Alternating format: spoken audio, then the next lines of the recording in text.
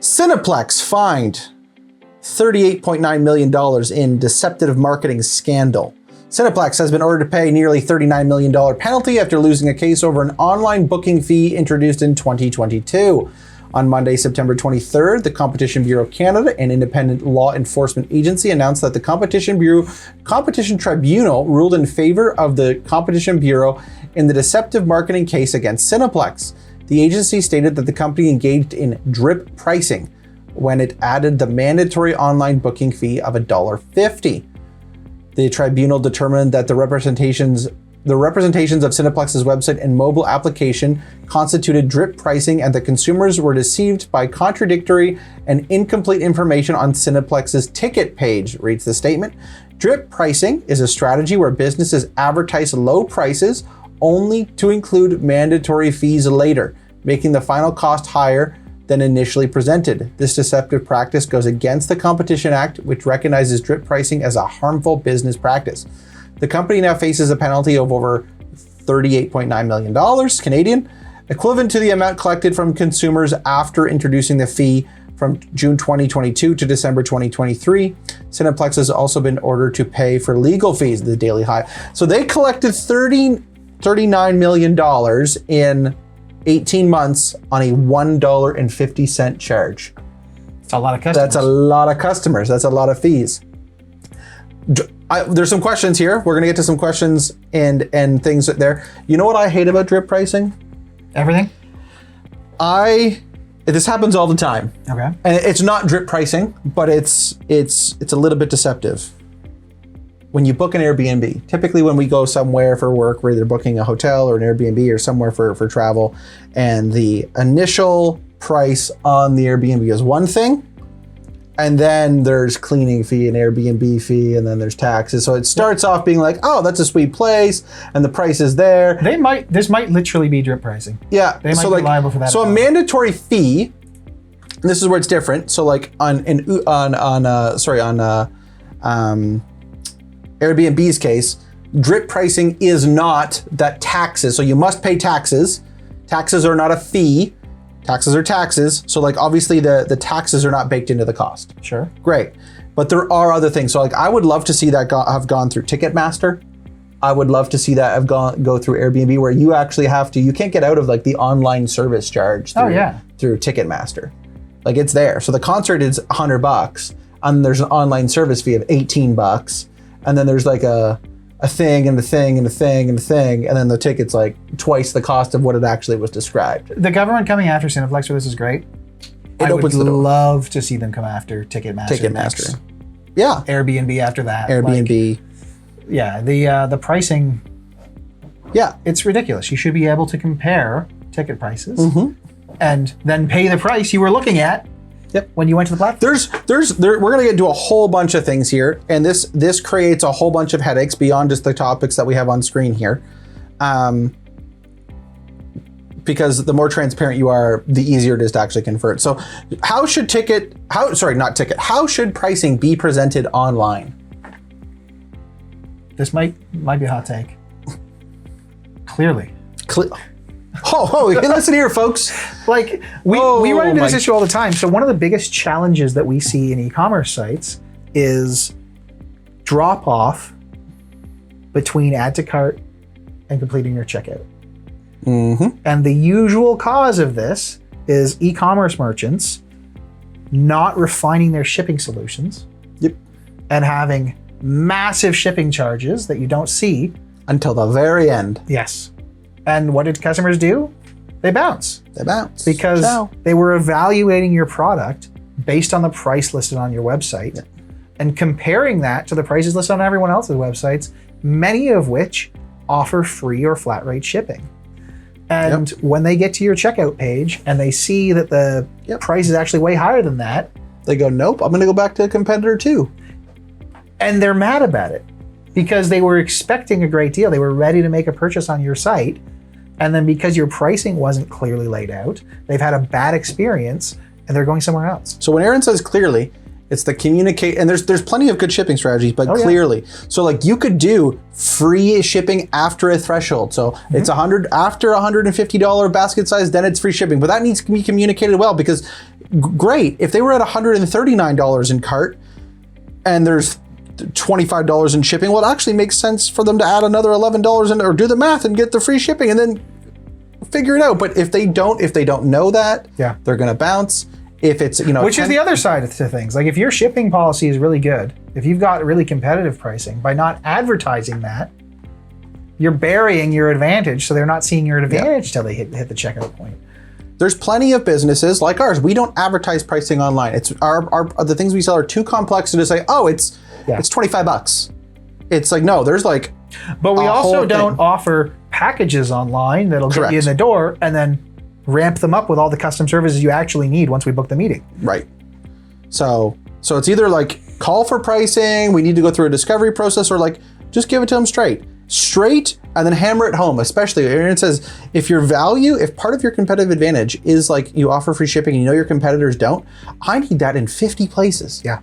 Like hammer that home. I want that to be a major selling point, because if we're comparing product A to product B, company A to customer B, and you are burying the value, you are just doing yourself a disservice. And it's not a technical problem, it's a communication, it's an ops problem. You need to do a better job. Email marketing, social media, website display, in your ads, free. Like I need to see that value at the highest and most relevant points possible. Yeah. I mean, outside of the legal ramifications and the sales implications, the soft costs in terms of how you damage your relationship with your customers are huge. Mm-hmm. We worked with a company not long ago that was looking at an app integration for their online store. And this was an app they were already using in some of their other sales channels. Yep. And they found out that the app provider wanted to charge them copious amounts of money to integrate this app across their online stores. And like they're different online stores because they had a couple of different websites selling online. And they hadn't been told about any of this when they were sold on the app initially. And so now they're being hit with thousands of dollars in fees, and they went and found a different option. Scummy. It's just scummy. It's like, here's what our business does. Here's how we do it. And then the last thing I want to do is surprise your customer with anything other than amazing news. Yeah. It's good news, surprise them all day long. As soon as it's even medium news or bad news, that's the last thing you should be doing, is surprising a customer, because that's just bad taste in their mouth all day. And then we got nothing good to say. You know how hard it is to dig yourself out of that hole once you're there? Oh, it's tough. It's tough. And some fees are impossible to get away from. Like if your business has to charge fees, that's how you make your money. That's how you're doing business. Yeah. But one of the things we do, we don't bake revisions into our projects because not everyone uses them. So a lot of people don't. Right. Many of our projects launch exactly as we built them, as we intended them. The customers are happy. So we do all of our revisions on an hourly basis. And what that does is it gives us the maximum flexibility, because we can quote our lowest rate with our best recommendations. And if you follow our advice, you get the product we're recommending at our best rate. Yeah. But if you want to go in and start tweaking things and put your fingerprint on it and heavily customize, you have that option too. You just pay for it on an hourly basis, because we can't control the scope of what level of finessing and what level of artistic oversight you want to have on a project. I think that's better than the alternative too, because if you bake in a bunch of things like that and they don't get used, okay, great. That leaves a bad taste in the customer's mouth. On top of the fact, I think a lot of businesses are just like try to get out of that process as fast as possible to save margin. Sure.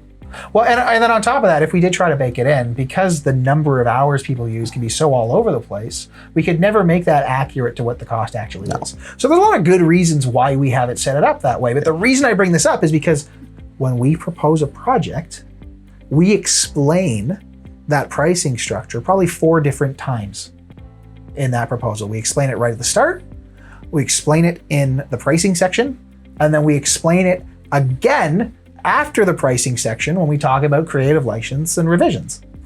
And then 15 times throughout the project where it's like we have dedicated set points of, we're going to approve this before we go forward. Are there any changes required? So that at the end, you're not going, oh, wow, here's this giant bill I wasn't expecting. It's like, no, oh, you wanted something, or maybe you're changing the scope halfway through the project or whatever. It's like, okay, great. Well, that was never talked about. Cool. Maybe there's a new requirement. Awesome. Maybe the business is doing something fundamentally that, because 3 months went by. Cool. I mean, great. That's a slightly different thing, right? But it's the same. If there was that kind of change in scope, there would be.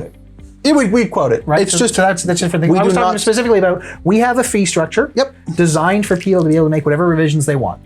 without the surprise. Without the surprises. And we tell people about that fee structure upfront and repeatedly throughout the project. Yep.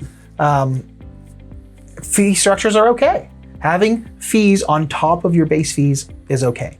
That's part of how some industries have to run to be effective. What's not okay is hiding all of those fees from your customers. If we presented our proposals without explaining our fee structure, and people were comparing that to a proposal from another agency that does bake revisions into their projects, that would be completely unfair. Yep. Because they would be tricked into that one's lower. Well, yes. We're not apples to apples anymore. You're not getting the full information. So I would love to have seen, so like the 38, back to this, who actually loses here? Well, there was a whole bunch of customers that got hoodwinked. I don't like to see Canadians get hoodwinked ever. I would love to have seen that $39 million somehow be distributed back to the people that were affected, because somehow they were able to track how much they collected. I would love to see people made whole. But regardless, I don't like seeing Canadians taken advantage of. So that's probably not going to happen, but great. I would love for this to be a repetitive industry sweeping approach to how the Competition Bureau of Canada actually looks at people selling things online or in person, where Ticketmaster, Airbnb, all of the people that are actually deceptive this. It's actually funny that this is happening now, because we've seen a few really actually positive changes in the online community this year. One of them was with the fake reviews from the FCC. Yep. Now this. The EU's been cracking down on a bunch of stuff. I'm just always surprised when good things happen, because in a world where like you just get bombarded with bad news, the good news really does shine through. So I see this as nothing but good news. I mean, this one is kind of like neutral to me, because I don't go to the movies that often. Cineplex still did the wrong thing. Yep. Right now the government's clawing the money back. That's what's actually funny here. They actually, now that I'm actually looking at this closer, they were fined $39 million. I keep saying 38, but it's $39 million. Over 39, equivalent to the amount they collected. So they actually didn't get a fine. They just have to give the money back.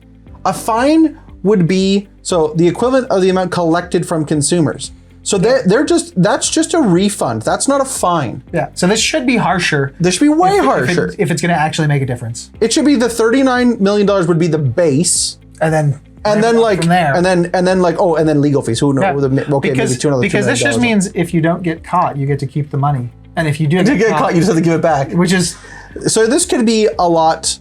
And then what did you do? Did you collect interest on that money the entire time? Of course they did. So like, of course they did. They're still up. Yeah. Yeah, and this is where I say, it's neutral. Like, it's I'm glad neutral. the government's cracking down on it. I'm glad I'm seeing this. I'm glad it's happening.